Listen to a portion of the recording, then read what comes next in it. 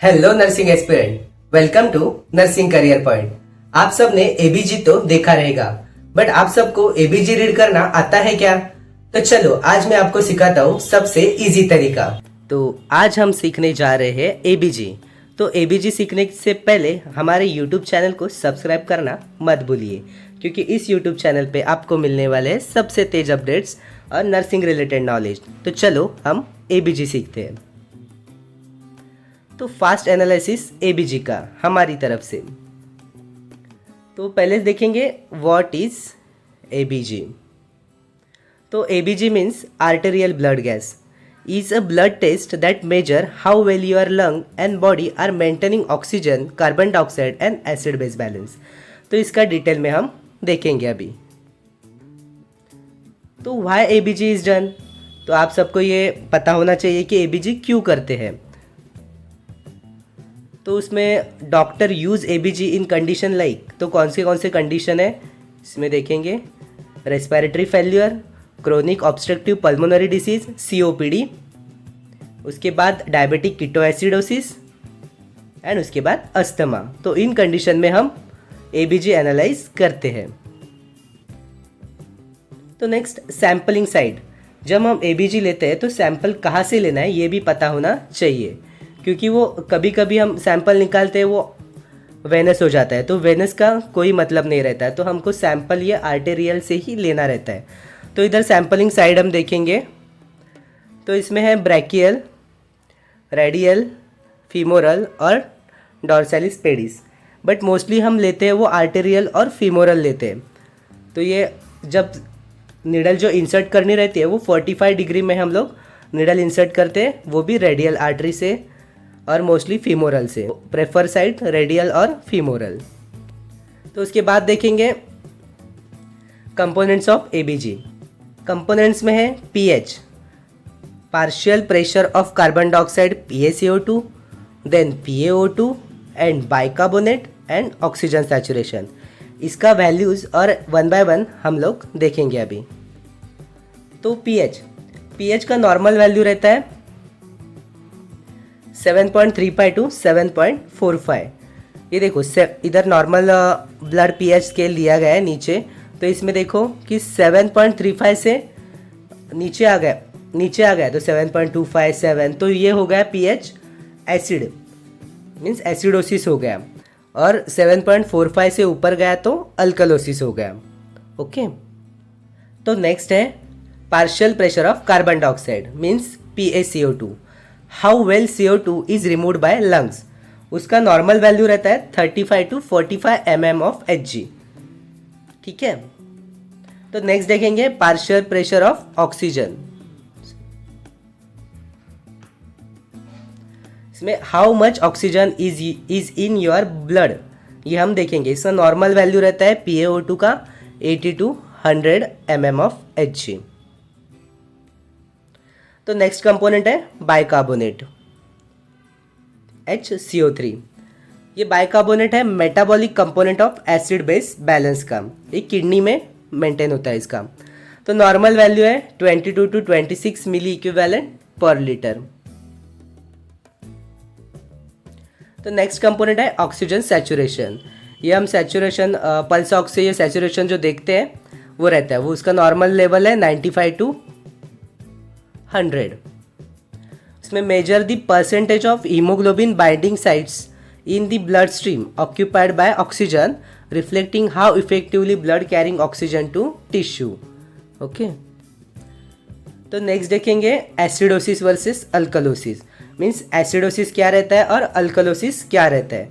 तो एसिडोसिस में हम देखेंगे, हमने बोला था कि नॉर्मल रेंज जो पीएच की है वो 7.35 टू 7.45 है।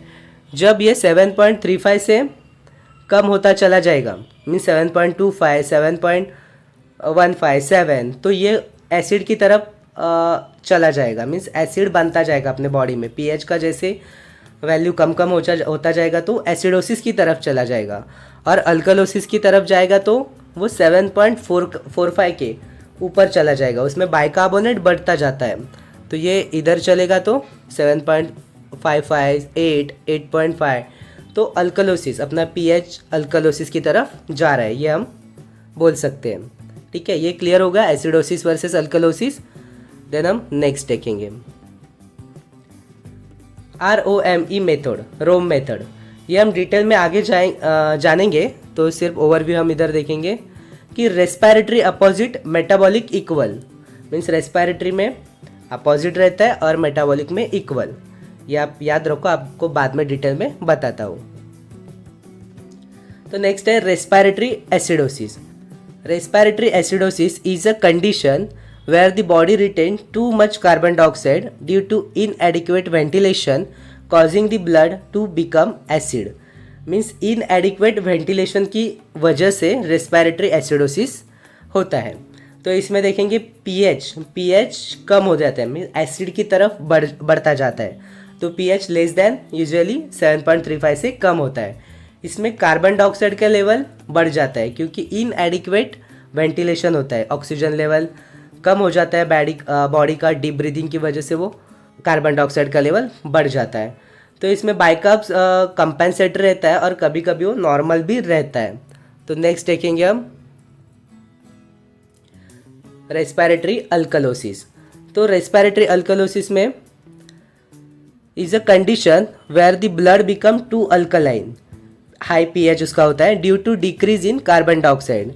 मीन्स कार्बन डाइऑक्साइड का लेवल, ब्लड में जो कार्बन डाइऑक्साइड का लेवल है वो 35 mm ऑफ Hg से कम हो जाता है, 35 mm ऑफ Hg से कम हो जाता है इस आता है। तो इसमें pH देखो बढ़ गया है 7.45 से ऊपर और कार्बन डाइऑक्साइड का लेवल 35 mm ऑफ Hg से कम हो जाता है। It usually happen hyperventilation, breathing too fast और too deep which cause the excess CO2 to be Excel.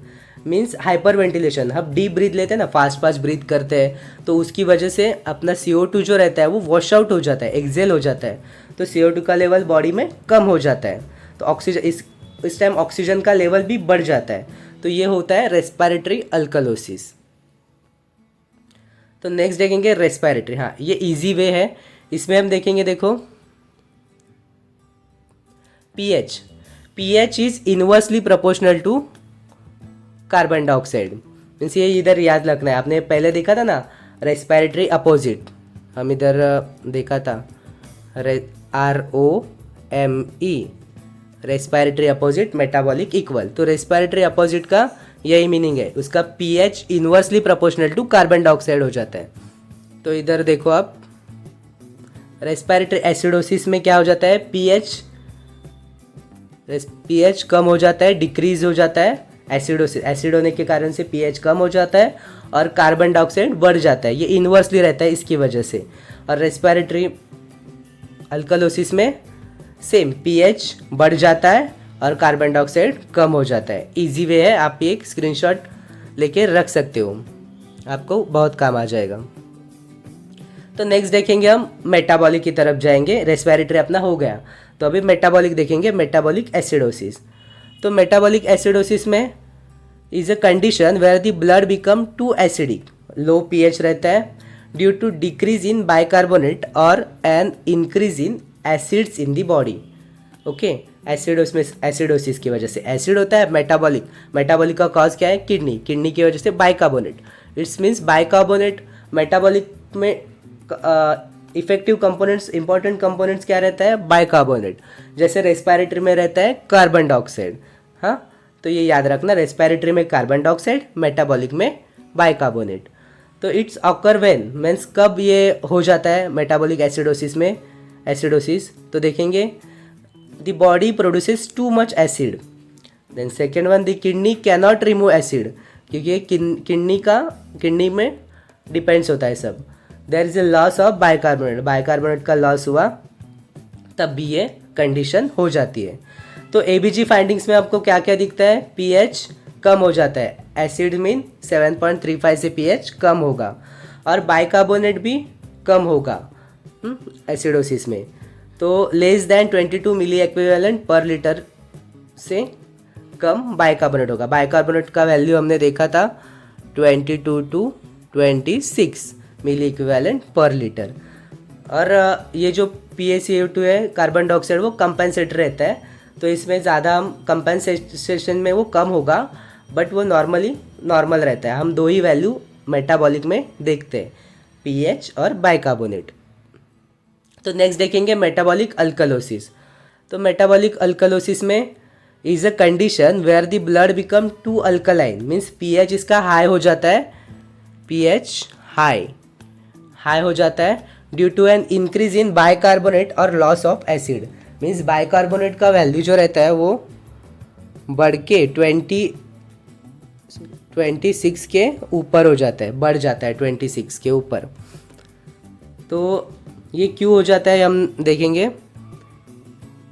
Access bicarbonate is retain, means bicarbonate wash out नहीं होते हैं, रिटेन हो जाता है। There is a loss of hydrogen ion from the body, hydrogen ion के loss की वजह से भी मेटाबॉलिक अल्कलोसिस हो जाता है। तो एबीजी फाइंडिंग्स हम देखेंगे, पीएच बढ़ जाता है 7.45 से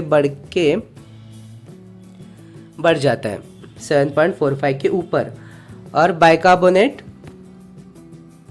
बाइकार्बोनेट भी 26 मिली एक्विवेलेंट पर लीटर के ऊपर हो जाते हैं। तो इधर हम दो ही वैल्यू देखेंगे, कार्बन डाइऑक्साइड वो कंपेंसेटरी होता है, ठीक है। नेक्स्ट एक फॉर्मूला देखेंगे हम सेम रेस्पिरेटरी की तरफ जैसा। तो इधर देखें मेटाबॉलिक में देखेंगे, हमने रेस्पिरेटरी में देखा था पीएच इज इन्वर्सली प्रोपोर्शनल था, तो इधर पीएच इज मेटाबॉलिक में डायरेक्टली प्रोपोर्शनल टू बाइकार्ब। ये याद रखना, हमने रोम में देखा था ना, ROME मेथड में, रेस्पिरेटरी अपोजिट मेटाबॉलिक इक्वल। तो मेटाबॉलिक इक्वल का यही मीनिंग है, मेटाबॉलिक इक्वल। तो pH is directly proportional to bicarb. तो इधर आप देखोगे मेटाबॉलिक एसिडोसिस में पीएच, एसिड मीन्स कम हो जाता है, उसकी साइड से बाइकार्ब भी डायरेक्टली प्रोपोर्शनल होने के कारण से कम हो जाता है। मीन्स पीएच अपना 7.35 से नीचे आ गया, तो बाइकार्ब भी 22 के नीचे आएगा। मीन्स ये मेटाबॉलिक की एसिडोसिस में होता है। तो मेटाबॉलिक अल्कलोसिस में सेम बढ़ जाएगा, मीन्स डायरेक्टली पीएच बढ़ेगा तो बाइकार्ब भी बढ़ेगा, ये याद रखना। तो नेक्स्ट देखेंगे कंपेंसेशन आपने बहुत बार देखा रहेगा। जब देखो बॉडी अपनी ऐसी है ना कि कभी कभार ऑटोमेटिक, जैसे रेस्पिरेटरी अल्कलोसिस हो गया, मेटाबॉलिक अल्कलोसिस, एसिडोसिस, जो कुछ भी कंडीशन है, तो उधर कंपेंसेट करती है, क्योंकि अपने आप से वो फिलअप करने की, अपने आप से नॉर्मल आने की कोशिश करती है। बट कभी कभार वैसे नहीं आता, क्योंकि अभी देखो रेस्पिरेटरी एसिडोसिस होगा, एसिडोसिस में क्या होता है, रेस्पिरेटरी इन्वर्सली प्रोपोर्शनल रहता है, कार्बन डाइऑक्साइड एसिड में पीएच 7.35 से नीचे आता है और कार्बन डाइऑक्साइड 35 से ऊपर जाता है। तो इसमें क्या होता है कि कंपेंसेट अपनी बॉडी रहती है ना, खुद से कंपेंसेट करते हैं, वो नॉर्मल लाने का कोशिश करते हैं, नॉर्मल लाने के लिए। तो इसमें हम इम्पोर्टेंस देखेंगे, क्योंकि कंपेंसेटरी में ना जो बाइकार्ब और PaCO2 कार्बन डाइऑक्साइड है वो इक्वली जाते हैं, मीन्स वो इंक्रीज दोनों, अभी बाइकार्ब बढ़ेगा तो कार्बन डाइऑक्साइड भी बढ़ेगा, बाइकार्ब कम होगा तो कार्बन डाइऑक्साइड भी कम होगा, तो हाथ में हाथ मिला के दोनों साथ चलते हैं, वैसे रहता है। तो पीएच नॉर्मल, हम फुल्ली कंपेंसेट कब बोलेंगे, तो इधर देखेंगे अपने कंपेंसेशन में, तो पीएच नॉर्मल होगा, मीन्स पीएच 7.35 से 7.45 होगा, और बाइकार्बोनेट और कार्बन डाइऑक्साइड की वैल्यू कम ज़्यादा दिखेगी आपको। तो इधर हम बोलेंगे कि fully compensated ABG, means pH अपना इधर नॉर्मल हो गया इसकी वजह से। और सेकेंड बोलेंगे पीएच एबनॉर्मल दिखेगा, तो पार्शियली कंपेंसेटेड एबीजी किसको बोलेंगे हम, तो इसमें पीएच एबनॉर्मल दिखेगा, पीएच 7 एसिड की तरफ से दिखेगा, बेस की तरफ से होगा, और बाइकार्ब और PaCO2 दोनों अप डाउन दिखेंगे, प्लस माइनस मीन्स कम ज़्यादा दिखेंगे। इसमें पार्शियली कंपेंसेट, क्योंकि पीएच नॉर्मल नहीं हुआ है, तो बॉडी ने उतना कंपेंसेट नहीं किया है, बॉडी की उतनी एबिलिटी नहीं है, उतना बॉडी की तरफ पोटेंशियल नहीं है कि वो उतना कंपेंसेट कर सके। तो हम लोगों को बाहर से कंपेंसेट करना रहेगा।